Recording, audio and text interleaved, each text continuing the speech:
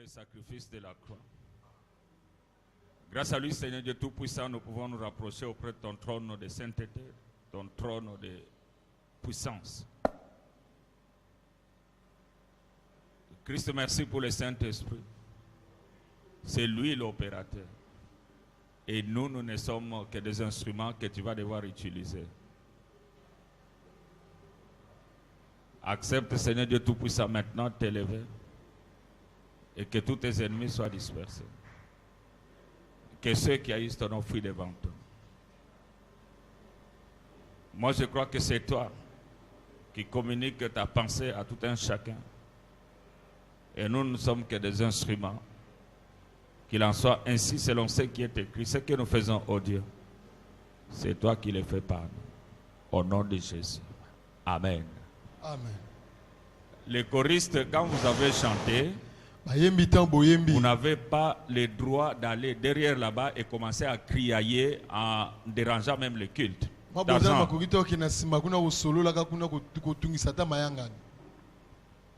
avez fait votre travail et respectez Dieu.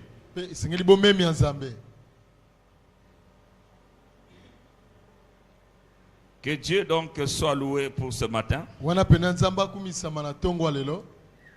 Nous devons donc comprendre que lorsque nous venons devant Dieu, nous venons devant celui qui nous a acceptés par sa souveraineté devant lui.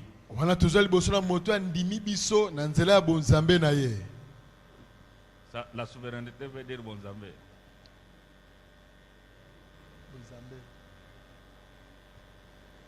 Donc il a décidé de nous accepter devant lui,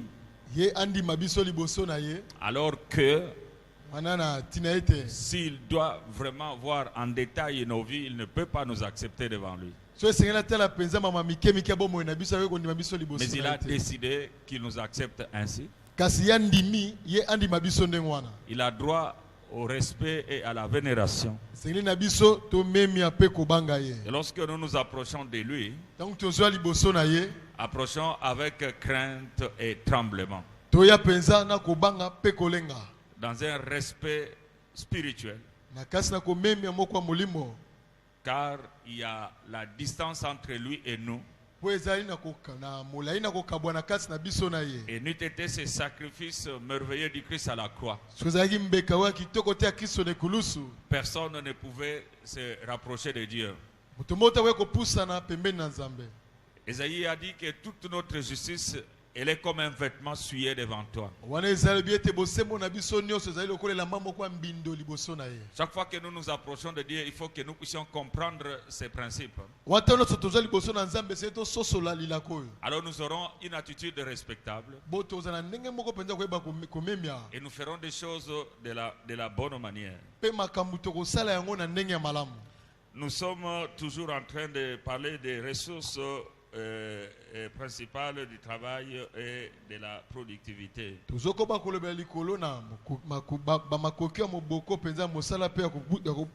pensée que nous voulons développer ce matin est celle que j'appelle « Tout dépend maintenant de toi ».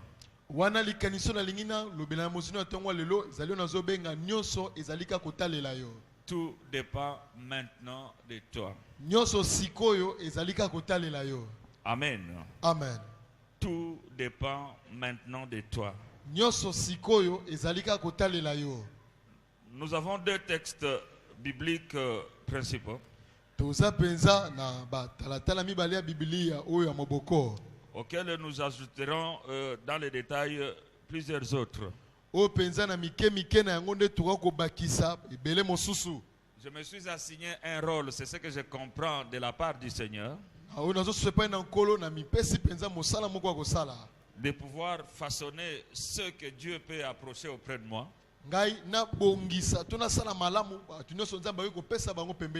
afin qu'ils comprennent les principes de la vie, de la vie éternelle et de la vie ici-bas. Pourquoi tant d'échecs alors que l'on prétend marcher avec Dieu, qui n'a jamais échoué? Comment puis-je échouer avec celui qui n'échoue jamais? C'est à peu près que comme quand on prenait une équipe composée de Cristiano Ronaldo, Lionel Messi, Andrés Iniesta, on prend Neymar, on prend Ter Stegen, on prend Gérard Piqué, on prend Sergio Ramos. Une équipe composée de ces gens-là, et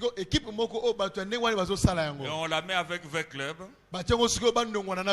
et V-Club gagne cette équipe-là. Les gens vont devoir se poser la question, comment V-Club est-il arrivé à gagner une équipe pareille? Ou celui qui est de l'autre équipe, la première que j'ai citée là, va devoir se poser la question, comment sommes-nous arrivés à tomber devant V-Club avec tout ça? Est-ce que nous sommes avec toi? Qui est en train de vouloir parier? Moi je donne toute ma parcelle. Mon équipe avec le Cristiano et le Messi et les autres, nous allons gagner V-Club. Et qui est de V-Club qu'il donne aussi même $100 seulement contre ma parcelle? Alléluia. Personne ne voudra, même si je mets ma parcelle, personne ne voudra mettre $100 pour parier en faveur de V-Club. Parce que V-Club ne pourra jamais gagner devant une équipe pareille. Jamais, jamais. Même si ces gens-là, donc chacun était en train, l'autre était en Argentine, l'autre était sont dit, bon, retrouvons-nous à Kinshasa, nous allons jouer avec V-Club. V-Club ne gagnera jamais. Vous voulez que je vous dise comment ça va se faire? Ils seront là, on envoie la balle, lui est en train de dire Lionel Messi. Lionel Messi. Ça, qui est en train de dire Lionel Messi là, c'est Lukong. Oh, Lionel Messi là, la balle. Et puis il regarde, est-ce qu'il va donner à Cristiano Ronaldo? Alors qu'il est là pour arrêter la balle, lui est en train de pouvoir animer la balle. Est-ce que je suis avec toi? Comment est-ce possible que tu échoues avec celui qui ne peut jamais échouer?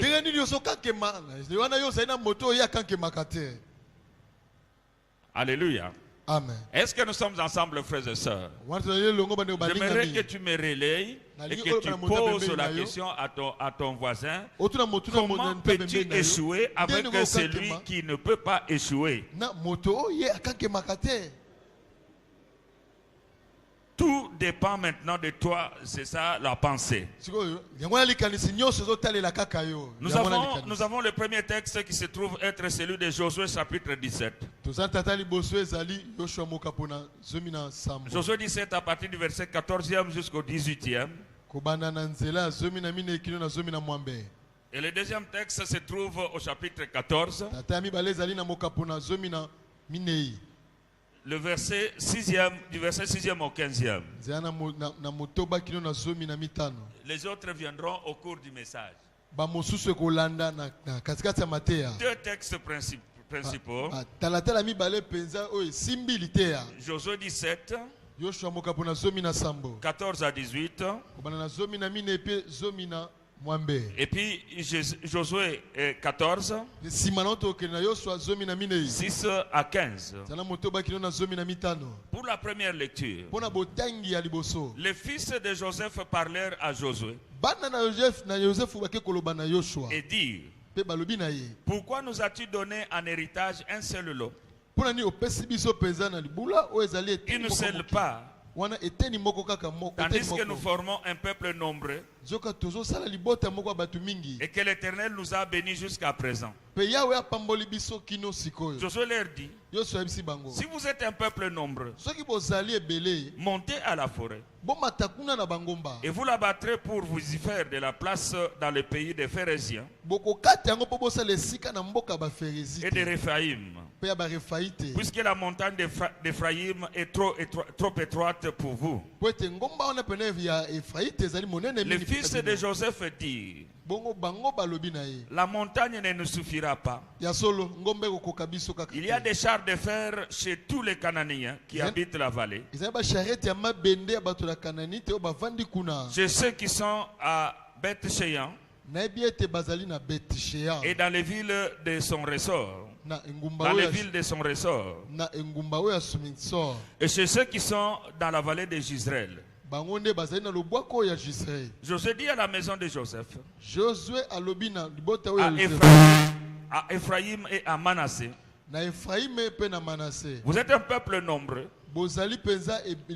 et votre force est grande. Vous n'aurez pas un simple lot, mais vous aurez la montagne, car c'est une forêt que vous abattrez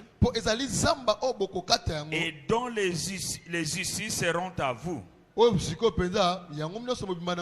vous chasserez les Cananéens malgré leurs chars de fer et malgré leur force. Amen. Amen. Deuxième texte. Le chapitre 14 du même livre, à partir du 6e verset au 15e.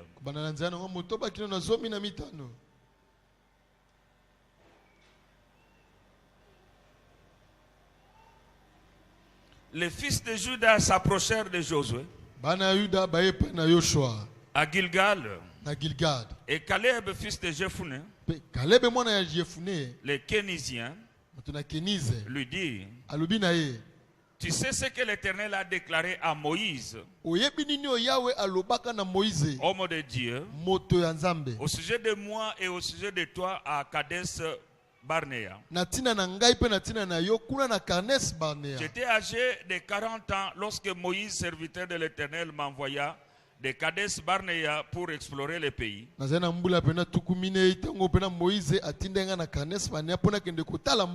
Et je lui fis un rapport avec droiture de cœur. Mes frères qui étaient montés avec moi découragèrent le peuple. Mais moi j'ai suivi pleinement la voie de l'Éternel mon Dieu. En ce jour-là, Moïse gira en disant, le pays que ton pied a foulé sera ton héritage à perpétuité. Pour toi, pour tes enfants, parce que tu as pleinement suivi la voie de l'Éternel, mon Dieu.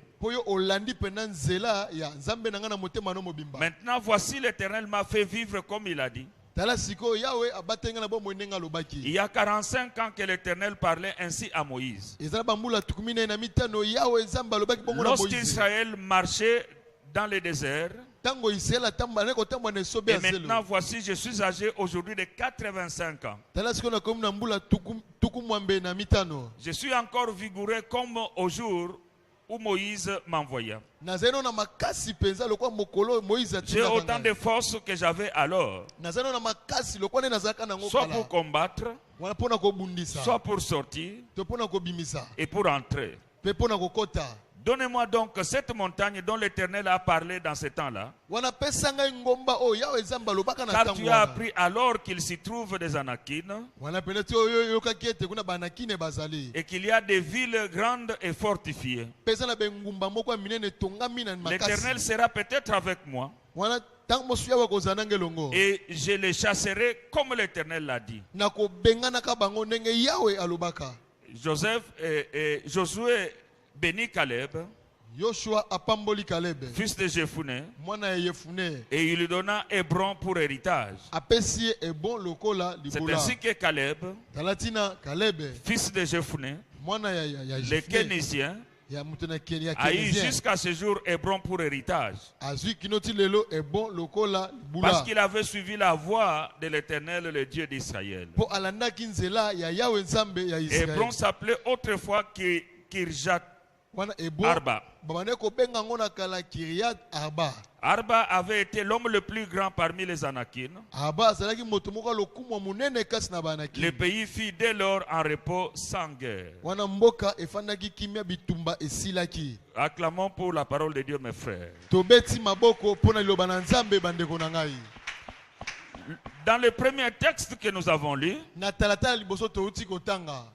nous avons trouvé, donc c'est la suite de ce que nous venons de lire maintenant. Israël est en train d'aller vers la terre promise. Il y avait 12 tribus donc d'Israël. Et la terre de Canaan devrait être partagée entre ces 12 tribus. Alors qu'ils étaient en cours de chemin quand Moïse était vivant, Dieu avait dit à Israël par l'entremise de Moïse que tout lieu que foulera la plante de votre pied, je te le donne. Amen. Est-ce que je suis avec vous?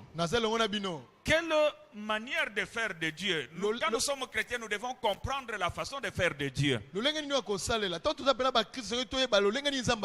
ne fait pas les choses comme les hommes les font. Amen. Alléluia. Amen. Et les hommes veulent faire les choses à leur manière. Ou alors ils veulent faire faire à Dieu les choses à leur manière. Or, Dieu est souverain. Il a établi des principes. Et depuis Adam et Ève, ils ont donc établi ces principes-là. Et par moments, parfois, Dieu s'enferme dans ces principes. Alors, si tu ne fais pas ce que lui veut que tu fasses, ou alors tu ne veux pas comprendre comment les choses doivent marcher, il est vrai que tu vas souffrir, alors que lui ne t'a pas destiné à la souffrance. C'est ainsi que je nous dis, tout dépend donc de toi. Alléluia. Amen. Lui, il s'enferme dans ses principes. Il destine telle et telle autre personne à une bonne vie. Mais il a établi des principes. Comment la personne doit-elle vivre cette bonne vie-là? Et lui, il s'est enfermé dans ces principes-là. Quitte à la personne de faire un effort pour comprendre ces principes et marcher dans les principes et atteindre la bonne vie. Tout dépend donc de tout dépend de toi.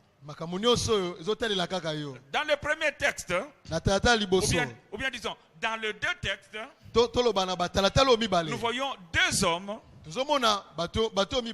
ou deux personnes aux attitudes différentes, mais pour le même objectif, pour les mêmes droits et pour bénéficier les mêmes promesses. Mais les deux personnes ou les deux catégories de personnes ont deux attitudes différentes.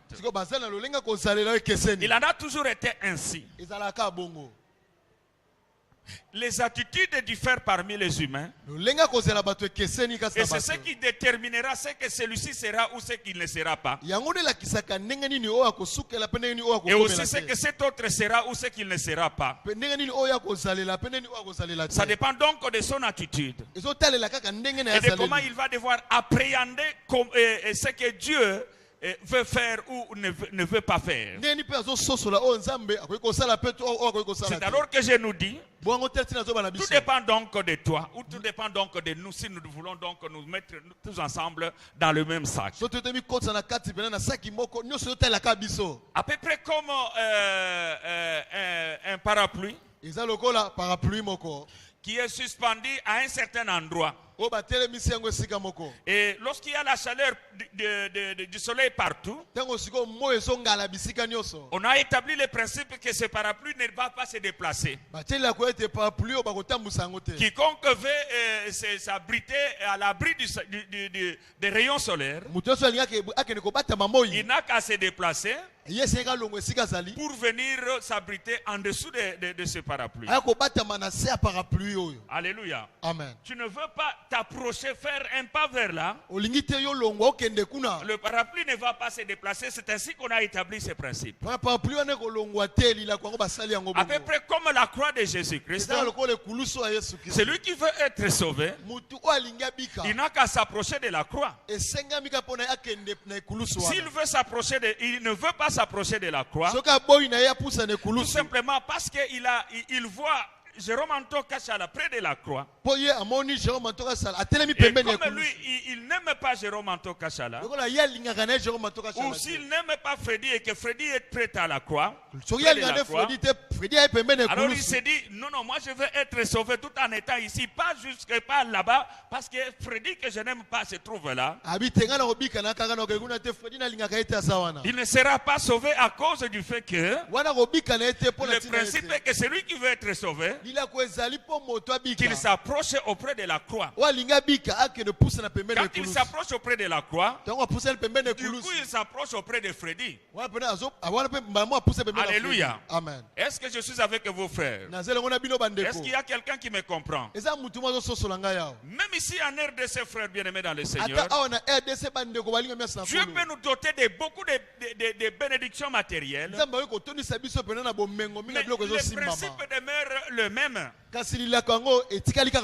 Alléluia. Partout Amen. dans le monde, les principes demeurent les mêmes. Tout peuple ne peut hériter que de la terre. Et ce qu'il fera de cette terre-là va dépendre alors son futur, son présent et son futur. Alléluia. Amen. Tout peuple n'hérite que de la terre. Les et les Juifs, il y en a qui ont hérité le Moyen-Orient, et il y en a qui ont hérité l'Asie. L'autre Asie là-bas, je ne sais pas comment on l'appelle. L'Asie mineure. Ok, c'est ça. Et le blanc, ils ont hérité de l'Europe. Et d'autres, voyant bien que l'Europe était devenue petite, ils sont partis aux États-Unis. Alléluia, en Amérique. Et là-bas, ils n'ont trouvé que... Et allons-y ensemble. Ils n'ont trouvé que des terres. Ils n'ont pas trouvé toutes les bonnes avenues que nous avons trouvées là-bas. Et ils n'ont trouvé que de la terre. Comme nous aussi nous avions la terre. Les Européens avaient la terre. Les Asiatiques la terre. Les Américains la terre. Tout le monde dans le monde entier a hérité d'une seule chose, la terre. Mais ce qui est en dessous de la terre et sur la terre, pour chaque peuple était différent. Chaque peuple a hérité de la terre avec tout ce qu'il y avait. Quitte à lui maintenant de penser comment mieux vivre sur cette sorte-là de terre. Pourquoi vous ne dites pas Amen? J'ai remarqué ceci. Lorsque l'on prêche ici en RDC, en Afrique d'une manière générale et en particulier en RDC, l'irresponsabilité, les gens sont très contents. Recevez, tu auras, alléluia, dites Amen, et les gens Amen, alléluia. Amen. Mais lorsqu'on dit à la personne, voilà comment tu peux faire, voilà ce que tu peux faire, alors les faire pose des problèmes aux uns et aux autres. Mes frères bien-aimés dans le Seigneur, lorsque tu ne veux pas comprendre ce que tu dois faire, lorsque tu n'adhères pas au fait, alléluia, Amen. il est difficile que ton présent puisse agencer, travailler de manière à ce que ton avenir soit heureux. Lorsque tu te restreins du fer, tu n'auras pas un bon avenir. Et il en est ainsi pour plusieurs ici en RDC. Le fer ne les intéresse pas. Ce qui est incommodant à leur vie, ils ne réfléchissent pas de la manière à les rendre commodes. Et de ce fait-là, ils ont déjà échoué. Ce n'est pas parce qu'ils étaient destinés à l'échec, mais c'est parce que tout simplement, ils ne veulent pas faire des efforts pour comprendre comment les choses doivent marcher. Le premier groupe, c'est un groupe que j'appelle des Mpangiam. Alléluia. Amen. Josué était le président de la République à peu près à cette époque-là. Prenons les choses de cette manière-là. Alléluia. Amen. Maintenant, ce sont ses frères qui viennent le voir. Les frères de tribu de Josué viennent voir Josué qui est le président de la République. Ou celui qui doit distribuer, partager les héritages. Et lui dire, nous sommes un peuple nombreux. Toi-même tu le sais. Mais tu nous as donné qu'une seule part. Cela ne nous suffit pas. Et Josué répond à ses frères, à ses Mpangi. Vous prétendez être un peuple nombreux. Mais regardez la montagne là-bas. Allez à la montagne. Faites-vous de la place à la montagne. Le souci de ce que vous ferez. Ou alors, donc, tout dépendra de vous. Faites-vous de la place. Et vous aurez une grande place. Vous aurez tout ce que vous voulez avoir. Parce que c'est ce que je vous ai donné. Alors, ils reviennent à la charge pour lui dire, là où tu nous donnes, d'abord c'est petit, et ensuite, nous entendons que il y en a ceux qui ont des chevaux de fer. Il y a des ceux qui ont des charrettes de fer. Il y a ceux qui ont des chars de combat. Il y a des armées puissantes qui sont à cet endroit-là. Et c'est un endroit compliqué. Les habitants qui sont là sont très forts. Mais comment ça? Vous prétendez être nombreux, un peuple nombreux. Et vous êtes en train de me dire que l'Éternel vous a béni. Qu'est-ce que vous pensez par l'Éternel vous a béni? Qu'est-ce que vous prétendez par l'Éternel vous a béni? Vous savez, frère bien-aimé dans le Seigneur, lorsque je lis des textes comme celui-là, je suis en train de comprendre un certain nombre de choses. Il y a des gens qui pensent qu'il suffit tout simplement qu'on leur dise que tu es béni pour voir tout leur monde revenir à l'endroit. Alléluia. Ils peuvent prétendre que je suis béni de l'Éternel, mais ils ne comprennent pas comment Dieu est béni. Et lorsque l'on ne comprend pas des choses comme celle-là, c'est là le début de tous les problèmes des humains. Et ici en RDC, c'est le plus grand problème. Mais l'Éternel les a bénis. Mais il ne voyait que d'obstacles. Il ne voyait que d'obstacles. Nous sommes un peuple fort, disait-il. L'Éternel nous a bénis, disait-il. Mais nous avons peur. Et lorsqu'on leur... Nous avons peur. Et lorsqu'on leur montre comment ils peuvent se faire de la place, ils voient encore un autre obstacle. Et il faut que quelqu'un d'autre les convainque. Que quelqu'un d'autre leur fasse faire ce qu'eux ne comprennent pas, que c'est ce qu'ils doivent faire. Nous allons y revenir. Alors, le premier groupe, ça c'est le chapitre 14, c'est un homme. Et lui aussi va vers Josué. Que dirais-je, qui est-il? Ce n'est pas un pangui. Alléluia.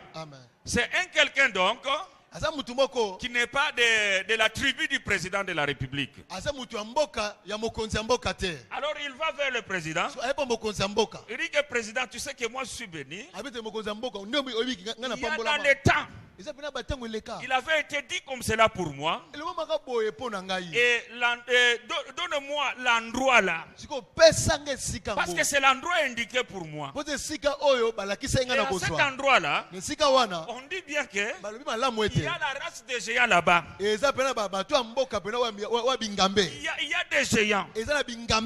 Mais moi je sais que l'Éternel est avec moi. Et je voudrais assujettir ces géants là et me faire de la place à cet endroit là. Écoutez, frère bien-aimé dans le Seigneur, les deux groupes voyaient les obstacles. Mais le premier groupe avait une autre attitude donc envers l'obstacle. Et le groupe dont je viens parler ici, cette personne ici voyait l'obstacle, mais avec un autre œil et une autre attitude. C'est ainsi que je dis mon frère, c'est ainsi que je dis ma soeur, que tout dépend de... Alléluia. Amen. Tout dépend de... Dans ce monde ici, la vie n'est pas facile. Alléluia. Amen. Pour Bill Clinton, la vie n'est pas facile. Pour Emmanuel Macron, la vie n'est pas facile. Alléluia. Amen. Pour les rois d'Arabie Saoudite, la vie n'est pas facile. Alléluia. Amen. Pour le peuple congolais, la vie n'est pas facile. Pour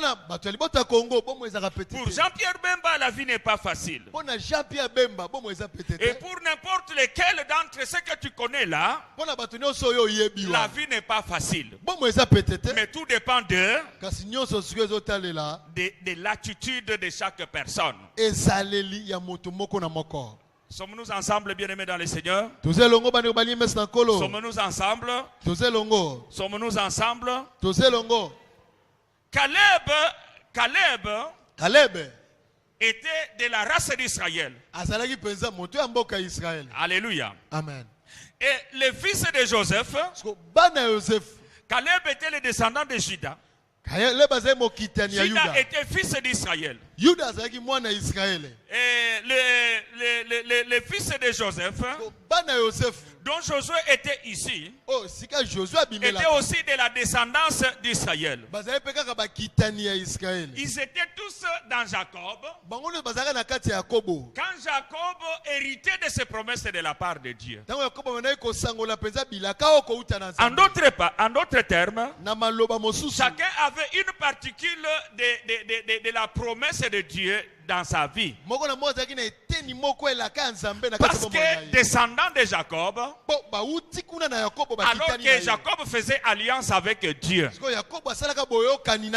Mais lorsqu'ils sont venus en vie, leur attitude maintenant devrait déterminer ce que l'un et l'autre est capable de faire ou de ne pas faire. Et c'est ça qui détermine l'issue de la vie de quelqu'un. Ce qu'il est capable de faire ou ce qu'il n'est pas capable de faire. Plusieurs personnes se vertuent donc à vivre en déphasage avec les principes que Dieu a établis dans le monde entier. Et ici je parlerai à de nouveau, spirituellement parlant et matériellement parlant. Il y a des principes matériels que même si tu n'es pas chrétien, lorsque tu les mets en pratique, tu auras une bonne vie qui dépasse celui des chrétiens, parce que tu auras compris comment les choses doivent marcher. Mais la vie éternelle, tu ne l'auras pas parce que tu n'as pas compris les principes de comment comment on peut avoir la vie éternelle? Nous sommes toujours ensemble, n'est-ce pas? Et de notre côté, le chrétien qui a compris le principe de la vie éternelle aura donc la vie éternelle, mais pour une bonne vie matérielle sur la terre, il aura des difficultés parce qu'il n'aura pas fait un effort pour comprendre comment les choses marchent de ce côté-là. Et notre rôle à nous prédicateurs, notre rôle à nous pasteurs, c'est de pouvoir inculquer au peuple de Dieu que Dieu nous échoue. Alléluia. Afin qu'ils comprennent toutes ces choses-là. Pour un chrétien, il doit avoir la vie éternelle et il doit aussi avoir une bonne vie sur la terre. Amen. Alléluia. Amen. Il doit avoir la vie éternelle et il doit avoir aussi une bonne vie sur la terre. Donald Trump disait que notre pays est chrétien.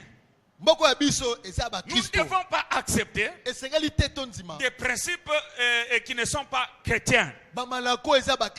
Les histoires comme l'homosexualité, il a eu le courage de dire des choses comme celle-là. Mais il ne comprend pas que un chrétien ne peut pas être un raciste. Il doit accepter que Christ est mort pour tout peuple, pour toute race, pour toute langue, et pour sauver tout le monde. C'est écrit dans la Bible des chrétiens qu'il est en train de lire. Alléluia. Amen. Il comprend à moitié les principes spirituels.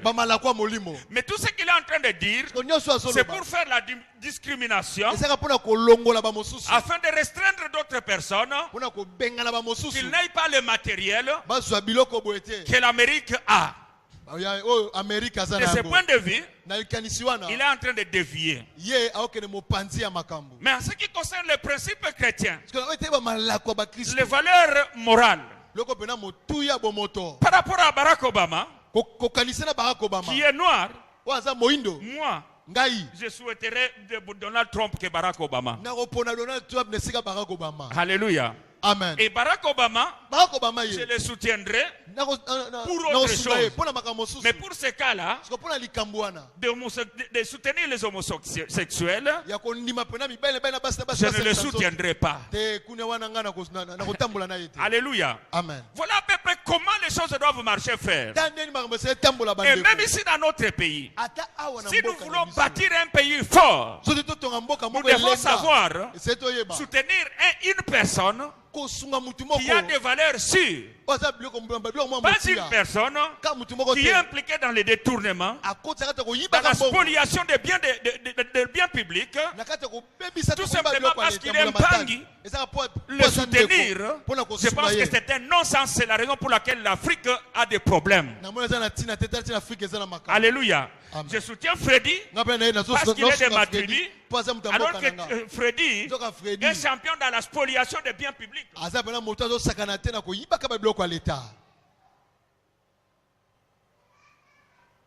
Sommes-nous ensemble, frères? Est-ce que je suis avec toi? Si tu es de la barque de victoire, c'est la raison pour laquelle je suis en train de partager avec toi ceci. Alors écoutez bien ce que je vais dire maintenant. Dieu a créé les humains, l'homme. Ici, quand j'utilise les humains, c'est parce que les hommes, les masculins, ont tendance à discriminer les féminins. Dieu a créé les humains dans le but de co-gérer la terre. Alléluia. Amen. Est-ce que nous sommes ensemble, n'est-ce pas? Dieu t'a créé dans le but de co-gérer avec lui la terre. Avec lui et non pas sans lui. Or, plusieurs sont sur la terre de Dieu. À peu près comme celui qui bâtirait la maison. Et il épouse une femme. Il dit maintenant tu es ma femme. Je te te fais part de ce que j'ai maintenant. Mais la femme ne se comporte pas comme femme de cette personne-là. Alléluia. Amen. La femme veut être la femme de plusieurs personnes. Lorsque l'homme lui donne la latitude d'avoir accès au compte en banque, ainsi de suite, l'argent de la banque, la femme le gère pour elle-même, pour seulement les gens qu'elle veut qu'elle puisse participer là, et non pas selon les principes que cet homme qu'il a épousé a établi. La fin de ce mariage là sera quoi? Sera un divorce. Alléluia. Amen. Parce que la Bible dit, deux hommes ne marchent pas ensemble s'ils ne se sont pas entendu. Ici, je ne suis pas en train de vous pousser à divorcer, je suis en train de vous expliquer des choses. Parce qu'il y a des gens dont le diable obscurcit l'intelligence. Au lieu de faire un effort pour comprendre les exemples que le prédicateur est en train de donner, ils prennent littéralement ces exemples-là, mais au lieu de comprendre la profondeur de ce que cet homme est en train de dire. Ce que je suis en train de vous dire, c'est-à-dire que Dieu a créé la terre et il t'a créé toi, il a fait de toi son partenaire pour co-gérer la terre, pour co-gérer les biens qui sont sur la terre. Ainsi donc, tout ce que toi tu peux avoir sur cette terre, il faut que tu comprennes que ce sont des choses que Dieu a mises à ta disposition, ses propres biens qu'il a mis à ta disposition pour les co-gérer afin de la réalisation de ce but. Pourquoi tu ne dis pas Amen? Dis un grand Amen.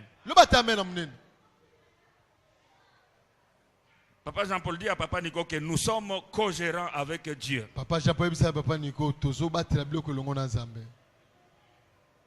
Il faut que tu comprennes ce que tu es en train de dire là. Alléluia. Amen. En Afrique, les gens ne font pas un effort pour comprendre des concepts et des principes comme ceux-là et comme ceux-là. Alléluia. Amen. Ainsi, ils vivent pour eux-mêmes.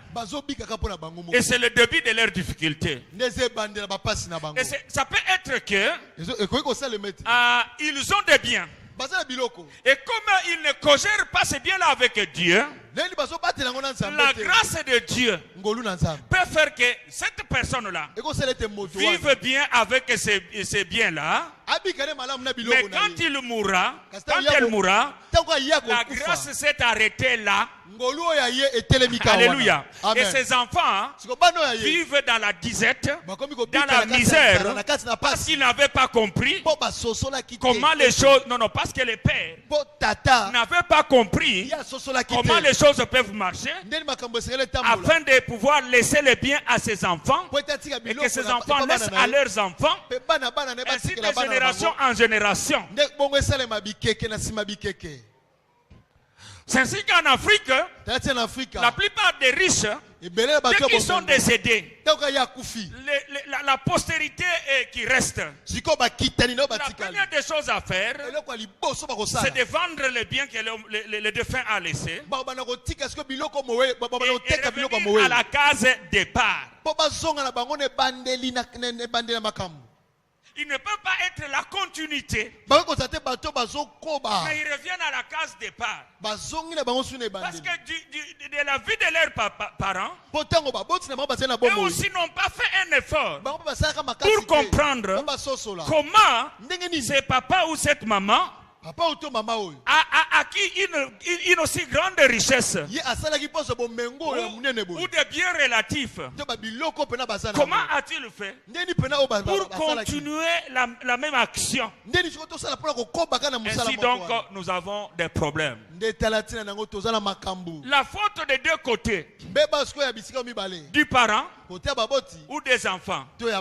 Les parents, ils n'ont pas communiqué à leurs enfants comment les choses marchent. Alors que dans la Bible, Dieu avait tenu compte de cela. Il avait dit aux Israélites, voilà, vous écrirez ceci sur le mur de vos maisons. Et lorsque vos enfants viendront vous poser la question, vous leur parlerez de ça. Et il y aura la continuité. Jésus a dit ceci. Le Père aime le Fils et il lui montre tout ce qu'il fait. Il lui montrera les œuvres plus grandes que celles-ci, afin que vous soyez dans l'étonnement. La plupart des parents ne s'asseyent pas avec leurs enfants pour leur montrer des valeurs sûres, des valeurs morales, des valeurs spirituelles. Ils n'ont pas le temps. Ils ont juste le temps pour leur chercher à manger, payer leur scolarité. Et nous aurons des gens instruits, mais sans aucune valeur morale ou civique dans leur vie. C'est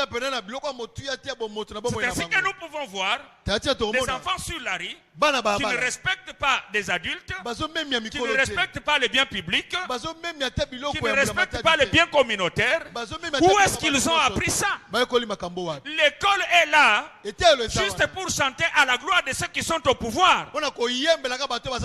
L'éducation civique est enlevée de l'école. L'éducation spirituelle est enlevée de l'école. L'éducation morale est enlevée de l'école. Tout ce qu'on donne aux enfants, c'est de l'instruction, afin que la personne connaisse la technologie, connaisse les inventions, ainsi de suite. Mais ils ne comprennent pas que science sans conscience, ce n'est que la mort d'eux. Ils ont la science, mais ils n'ont pas de conscience. Parce que c'est dans la conscience de la personne que la personne s'établira des règles du respect des biens publics, du respect des droits d'autrui, ainsi de suite. Mais quand on n'a pas de conscience, on ne sentira rien. Quand les droits d'autrui est bafoué, quand les biens d'autrui sont spoliés, l'on ne comprendra rien du tout. Est-ce que tu es de la barque de victoire? Il faut que tu aies la conscience qui travaille, qui est en vie. Il ne faut pas que tu aies une conscience morte. Vis dans ta conscience. Alléluia. Amen. Donc, je veux nous faire comprendre que Dieu a créé toutes choses. Il les met à notre disposition. Une portion des choses, chacun une portion, mais ensemble avec tous, il veut co-gérer les biens qu'il a donnés à celui-ci, la part qu'il a donnée à celui-là, la part qu'il a donnée à celui-ci et à celui-ci. Alléluia. Amen. Prenons donc un verset biblique qui nous parle de ce que je dis là, afin que tu comprennes ou que tu continues ton chemin comme cela, comme tu as toujours à travailler, comme tu as toujours compris les choses. Mais il faut savoir que cela ne te mènera à rien. Prenons donc 2 Corinthiens chapitre 6 verset 1. 2 Corinthiens chapitre 6 verset 1er.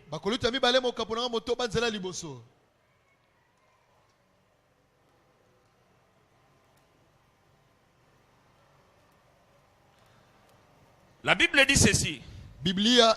Puisque nous travaillons avec Dieu, nous vous exhortons de ne pas recevoir la grâce de Dieu en vain. Alléluia. Amen. Puisque nous travaillons avec Alléluia. Amen. Est-ce que je suis avec quelqu'un ici? Est-ce que quelqu'un peut comprendre quelque chose ici? Si tu travailles à la fonction publique, la Bible dit que tu travailles avec qui? Si tu es dans une société quelconque, la Bible dit que tu travailles avec eux. Et si tu es commerçant, la Bible dit que tu travailles avec Dieu. Puisque nous travaillons avec Dieu, je vous exhorte donc à ne pas prendre la grâce de Dieu en vain. Tout ce que l'homme possède, il le possède d'abord par la grâce de Dieu, pas par ses efforts. Après avoir reçu de la grâce de Dieu, l'homme doit devoir comprendre. Papa Jean-Paul, c'est 2 Corinthiens chapitre 6 verset 1er. Donc après avoir reçu de la grâce de Dieu, l'homme doit devoir comprendre que ce qu'il a reçu de la grâce de Dieu, il doit le gérer avec Dieu. Alléluia. Amen. Il doit travailler avec Dieu. C'est-à-dire que Dieu t'a fait grâce d'avoir $2000, $10,000. Et tu as la pensée d'aller à Dubaï, d'aller au Bénin, d'aller au Bas-Congo, d'aller n'importe où, acheter je ne sais pas n'importe quoi. La première des choses à faire, c'est de te mettre à genoux pour dire maintenant, mon Dieu, merci parce que tu m'as donné cet argent. Maintenant allons au Bas-Congo pour acheter soit la chikwang, ou alors ce qu'on achète au port, ou alors les makemba ou n'importe quoi, que nous viendrons vendre ici. Je compte sur toi pour que tu me montres de bonnes choses et que je les achète à bon prix, pour que nous ayons, moi et toi, un grand bénéfice, parce que nous devons réaliser telle et telle chose pour toi et pour moi. Nous sommes ensemble, frères. Est-ce que nous sommes ensemble? Écoutez, ces concepts que je vais devoir t'inculquer, ce sont des valeurs sûres, des valeurs bibliques. La plupart d'entre nous, nous sommes dans des problèmes à cause du manque de compréhension des choses de cette façon-là.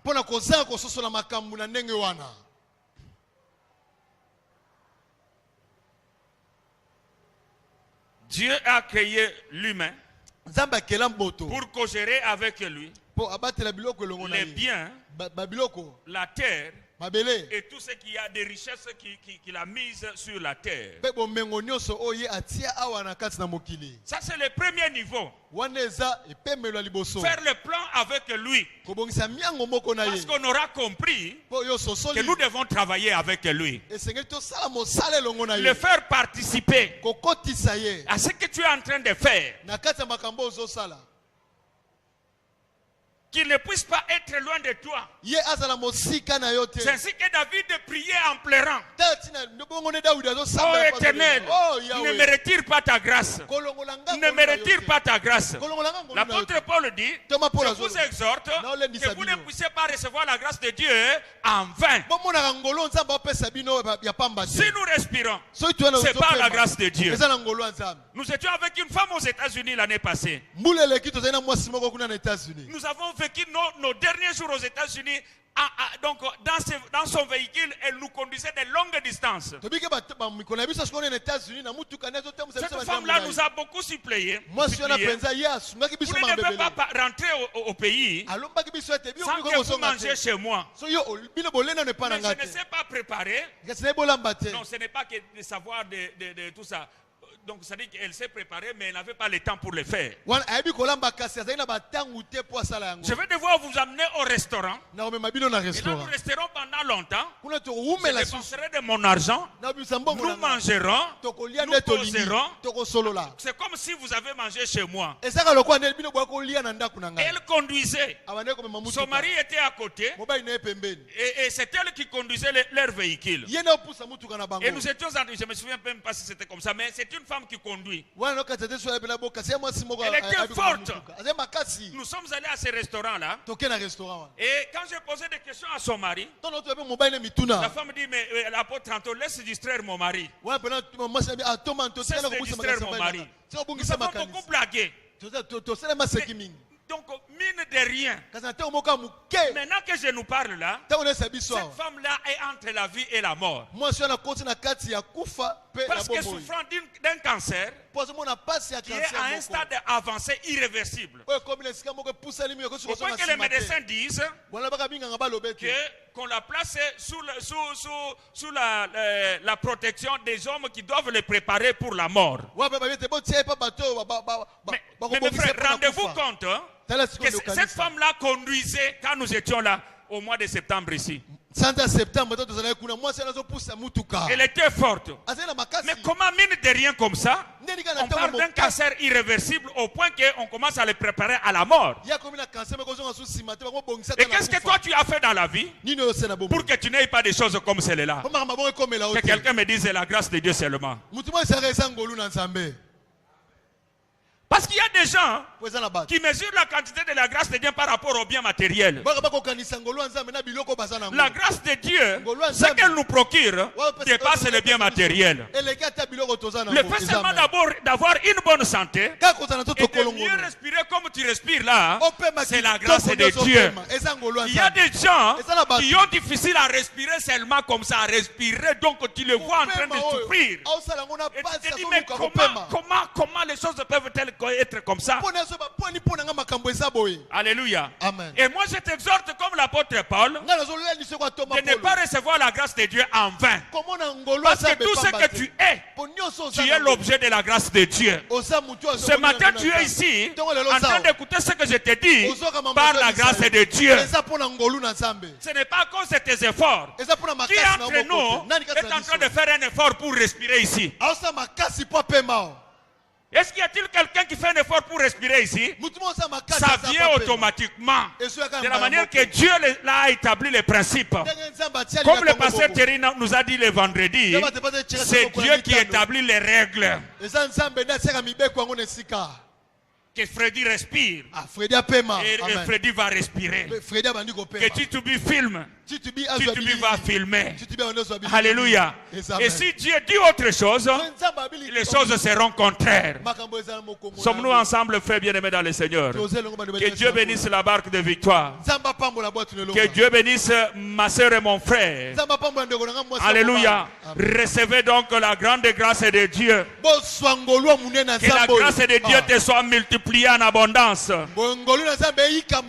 Selon l'esprit de la parole de Dieu qui dit, là où le péché a abondé, la grâce a surabondé. Je dis donc à quelqu'un que la grâce de Dieu surabonde sur ta vie. Dans tes pensées, la grâce de Dieu. Dans ta façon de marcher et de fonctionnement de ton corps, la grâce de Dieu. Et même dans la réception de beaucoup de biens matériels, la grâce de Dieu. Mais je t'exhorte mon frère, je t'exhorte ma soeur, de ne pas prendre la grâce de Dieu en vain. Parce que Dieu est patient, attendant que chacun de nous comprenne ses principes, comprenne ses concepts de la vie éternelle et de la vie sur cette terre. Alléluia. Amen. Alléluia. Amen. Que Dieu te bénisse donc. Nous travaillons avec Dieu. L'apôtre Paul reconnaissait ça. Mais il y a des gens qui ne reconnaissent pas ça. Alléluia. Amen. Un frère ne payait pas ses dîmes. Et sa femme lui disait, mais tu ne vois pas que Dieu nous a accordé la grâce d'avoir ce travail haut placé, d'avoir des biens que les autres n'ont pas. Dieu nous a accordé la grâce. Quand moi j'étudiais à l'école telle, à l'institut tel, à l'université telle, la grâce là était où? Dieu l'a laissé prospérer pendant un temps. Dieu l'a laissé prospérer pendant un temps. Et quand l'homme n'a pas compris la grâce de Dieu, Dieu s'est arrêté quelque part. Et le frère fait un effort pour retrouver la situation qu'il avait, mais les choses sont compliquées. Vous savez, frère bien-aimé dans le Seigneur, lorsque tu as perdu ce que tu avais, alors tu vas comprendre certaines choses. Qu'est-ce que toi tu as fait d'extraordinaire pour que tu sois ce que tu es? Nous disons-nous, qu'est-ce que moi j'ai fait d'extraordinaire pour que je sois en train de prêcher ce matin? C'est seulement la grâce de Dieu qui m'a fait comprendre ce que je dois être. Et quand j'ai compris, je suis ce que je suis, et alors j'aurai ce que je peux avoir. Alléluia. Amen. La barque de victoire est avec moi, n'est-ce pas? Disons tous un grand amen. Et demandons à Dieu ensemble à haute voix, Seigneur Dieu, ne me retire pas ta grâce. Seigneur Dieu, ne me retire pas ta grâce. Alléluia. Amen. Ça c'est mon vœu le plus profond. Que Dieu ne retire à personne sa grâce. Mais chacun de nous doit comprendre cela. Ça c'est la première chose. Nous travaillons avec Dieu. Dieu nous a créés pour que nous puissions co-gérer avec lui ce que nous avons. Pour le bien de la terre. Prenons le psaume 108. Le psaume 108.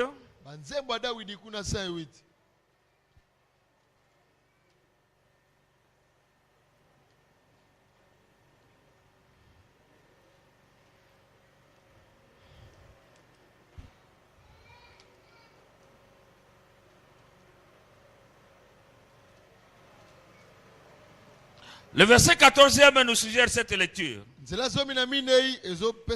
Avec Dieu, nous ferons des exploits et il écrasera nos ennemis. Alléluia. Amen. Ici, l'on ne dit pas que sans Dieu. Alléluia. Amen. Mais avec Dieu.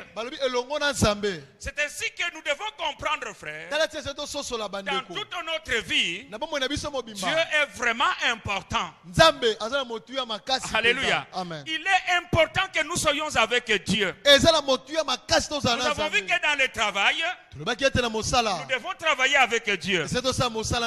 Et ici, on nous montre quelque chose que certaines personnes ne veulent pas voir. Que tu le veilles ou que tu ne le veilles pas, tu y auras des ennemis. Les ennemis visibles et les ennemis invisibles. Chacun de nous a des gens qui se sont constitués en ennemis pour lui. D'autres sont visibles, d'autres sont invisibles, d'autres sont des hypocrites qui le trompent comme étant ses amis, mais alors que ce sont ses ennemis. Mais tu dois comprendre, frère, que parmi tous ceux qui rient avec toi, il y a certains ennemis parmi eux.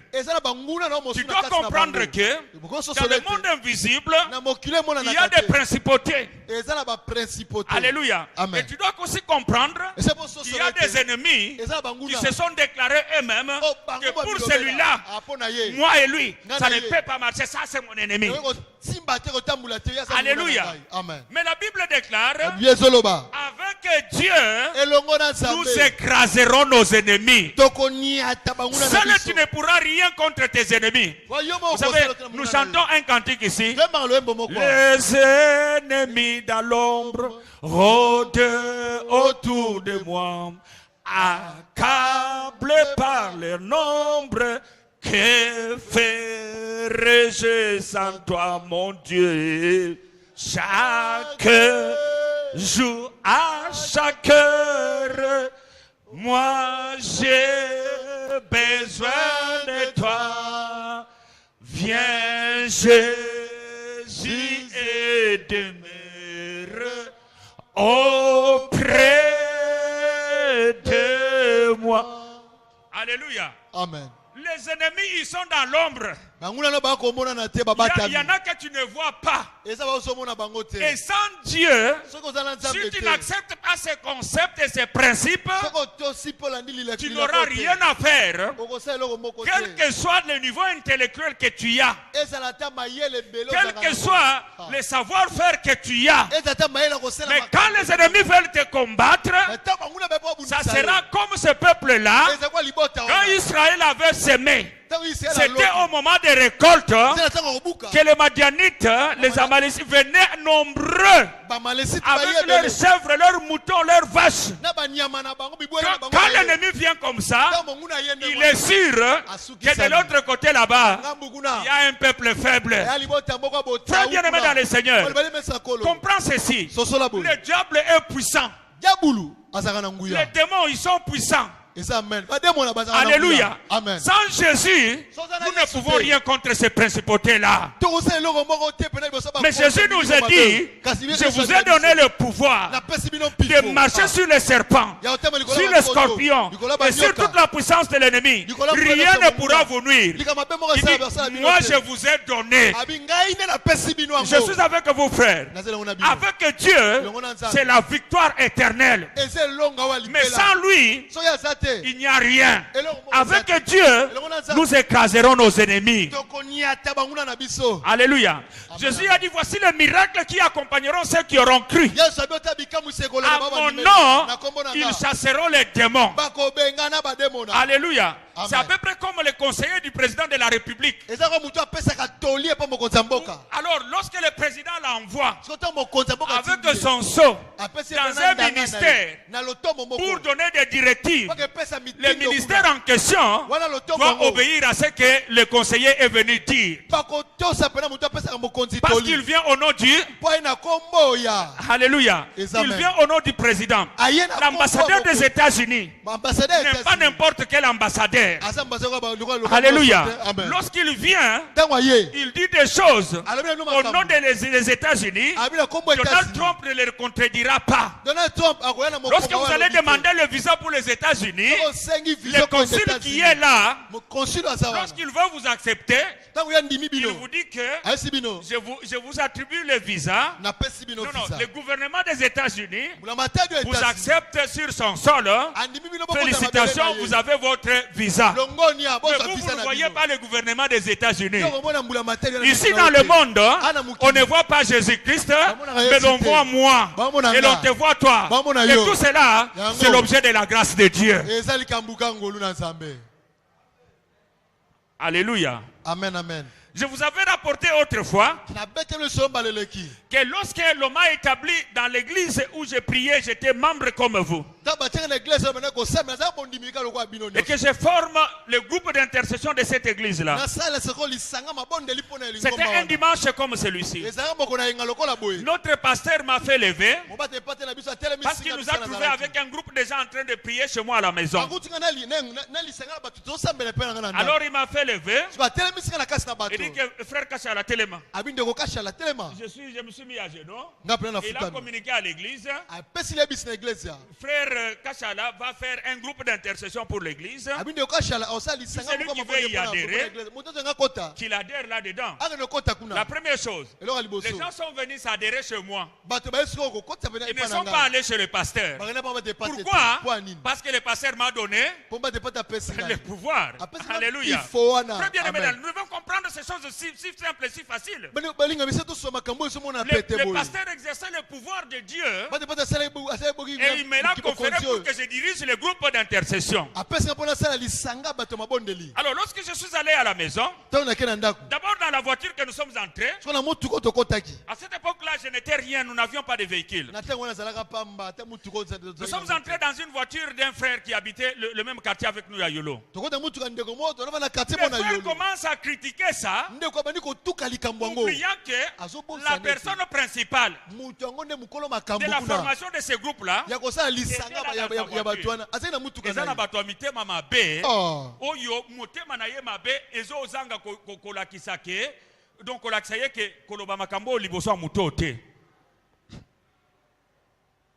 Alléluia. Amen. Il dit que ebandaka boyete. Bon to komone ko suka wapi. Ah. Baoyo babandaki basuka wapi. Baoyo boy basuka. Donc ça m'a fait mal au cœur. Mais laisse-moi t'encourager. Il y a des choses que Dieu te laisse entendre pour que tu comprennes que tout ce que tu fais, les gens ne sont pas nécessairement pour ça. Alléluia. Amen. Même si tu fais quelque chose de bon, il y en a qui te critiqueront toujours. Il n'y avait pas de groupe d'intercession là. Moi, je n'ai pas demandé qu'on m'établisse chef de ce groupe-là. Notre pasteur nous a trouvé des jeunes qui étaient en train de prier. Il a dit que la chose ne peut pas rester en secret. Toi, je vais te présenter parce que c'était dans ma maison qu'on priait. Pour que le groupe devienne le groupe de l'église et que les autres personnes rentrent. Mais ce que j'ai entendu dans cette voiture-là, ce n'était qu'une manifestation de comment le monde invisible était courroucé contre moi. Alléluia. Quand les gens sont contre toi, il faut savoir qu'ils ne sont que la manifestation de ce que le monde invisible est contre toi. Nous devions nous retrouver le lundi la nuit. À 14h, je dormais pour me préparer pour aller à cette réunion-là de la nuit. C'est alors que j'ai rêvé. C'était à l'époque des balados de Pongabi. Tous les balados de Pongabi, celui-ci avec une machette, l'autre avec un grand marteau, l'autre avec une hache, d'autres avec une bêche, d'autres avec des pierres. J'étais seul. Tout ce monde-là était nombreux, je ne pouvais pas les compter. Ils venaient pour me faire du mal. Et pendant que j'étais apeureux, il y a une voix qui a crié au ciel. Parce que moi j'étais déjà entouré de ces gens-là. L'autre il était vraiment tout proche de me frapper de sa machette. Une voix a crié au ciel. Laissez-les. Et la machette est restée suspendue comme ça. Est-ce que je suis avec toi? Laissez-moi au nom de Dieu crier aujourd'hui que tous ceux qui en veulent à ta vie, qu'ils arrêtent au nom de Jésus. Vous qui en voulez à la vie de mon frère et de ma soeur qui est ici, vous l'allez frapper de la pauvreté, vous l'allez frapper des maladies, le frappant du célibat et de beaucoup d'autres choses, de crainte et de manque de fournir des efforts. Arrêtez-vous au nom de Jésus. Alléluia. Amen. Sans Dieu, nous ne pouvons rien faire. Mais avec Dieu, nous écraserons nos ennemis. Je suis en train de te brosser les concepts selon lesquels Dieu a créé le monde et les richesses qui y sont pour que vous puissiez co-gérer avec lui. Et parce qu'il y a des ennemis, lui est venu de ton côté pour combattre avec toi tes ennemis. Et avec lui, il n'y a pas de possibilité d'échec. Mais la seule erreur que les gens font, ils le poussent loin d'eux. Moi, quand je me suis converti, j'avais donc beaucoup de problèmes. Je fournissais des efforts. Aujourd'hui, il y a des gens qui peuvent dire n'importe quoi. C'est ce que j'ai été soutenu à un certain moment donné par ma belle famille. Mais moi, je n'étais pas un lazy people. Alléluia. Amen. Moi, je n'étais pas un lazy people. Je me souviens que j'allais à pied à une distance de 30 km dans les ravins et les montagnes pour aller chercher les diamants. Un paresseux ne peut pas faire des choses comme ça. Je me souviens que j'ai monté à vélo en faisant plus de 100 km à vélo sur la terre. Pas sur les macadam. En allant de distance de 100 km pour aller chercher les diamants. Je me souviens que quand je me suis marié, tous les Bas-Congo ici, je connais les Mbanzamanteki, je connais le côté tout des Bayombe là-bas. J'allais à pied d'un village à l'autre en train de chercher les vaches à vendre ici. Alléluia. Amen. Mais quand je me trouvais dans des difficultés, on pouvait me secourir. Mais la différence de plusieurs personnes, bokese na ba mosusu elles ne restent sans rien faire. avandi akangi Et pour maboko dire que, po alobi non, ete non, eux aussi, ils ont été soutenus, non? bango mpe basungaka bango na bomoi. Alléluia. Amen. Écoutez, frère bien-aimé dans le Seigneur, Yoka bano bali nous mesa devons kolo. comprendre comment les choses marchent. Ese tososa ndeni makambo Prenons ezotambola 100 000 dollars, ozwi 100 000 donnez dollars à un paresseux, pesa moto qui a la agoyigoyi pensée qu'eux aussi, ils ont été soutenus. Ye baleka ete abiye bango Il n'en mpe fera basungaka rien bango. du tout. akolia yango mpe akosilisa yango. Il achètera des véhicules, on verra comme si il a l'apparence des riches. Baba osoma mutuka moko penza lokoba mona kasa muta bomengo. Mais il ne fera pas une année avec ça. osala yango ata mbula moko te. Mais prenez 100 000 dollars, Zwa siko 100 donnez 000 à dollars. quelqu'un Pese pa muto qui oyo. comprend Bazososola. les valeurs de Dieu, Ba motu ya nzambe. les valeurs spirituelles et les principes. Ba motu ya molimo pe ba Il malako. travaillera avec ça Akozwa ngo et kosala yango deviendra mosala. donc un millionnaire. Akoma moto ba million. Est-ce que je suis avec toi? Na zelongo na yo.